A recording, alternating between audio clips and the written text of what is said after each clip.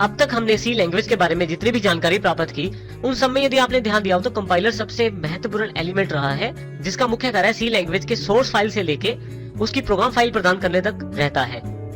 तो सबसे पहले हम अपने कंप्यूटर में कंपाइलर को इंस्टॉल करेंगे और उसका प्रयोग करना सीखेंगे। इसके लिए हम इंटरनेट से फ्री ऑफ कॉस्ट अवेलेबल काफी सारे compiler free of cost download कर सकते हैं। कंपाइलर्स को डाउनलोड करते समय अपने ऑपरेटिंग सिस्टम का ध्यान रखें। यदि आप विंडो एक्सपी का प्रयोग करते हैं तो कंपाइलर चुनते समय उसको गूगल में जरूर स्पेसिफाई करें, और यदि आप विंडो 7 प्रयोग करते हैं तो आप कंपाइलर चुनते समय विंडो 7 को जरूर स्पेसिफाई करें। हम यहाँ पे गूगल का प्रयोग करते हैं अपना कंपाइलर ढूंढने के लिए।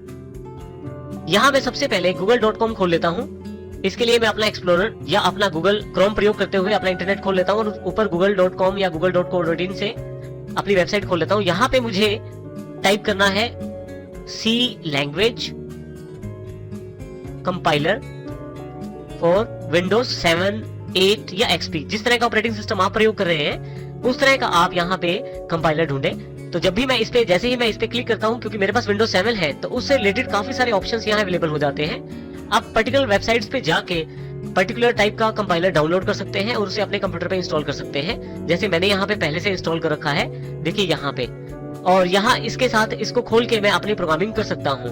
अब हम नेक्स्ट स्टेप पे आएंगे कि किस प्रकार इसको खोल के प्रोग्रामिंग की जाए और उसमें क्या क्या बातें ध्यान रखी जाए।